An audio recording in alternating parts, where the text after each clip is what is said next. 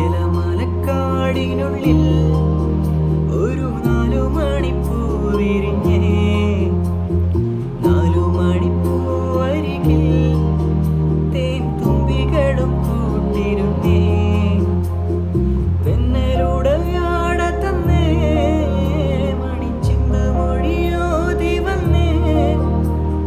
മെല്ലെ അതു നാടറിഞ്ഞേ വാനം ദൂരെ അതു കണ്ടുണർന്നേ. അമ്മ മുകിലിന്നുള്ളു നിറഞ്ഞേ മഴയായി പൊഴിഞ്ഞേ.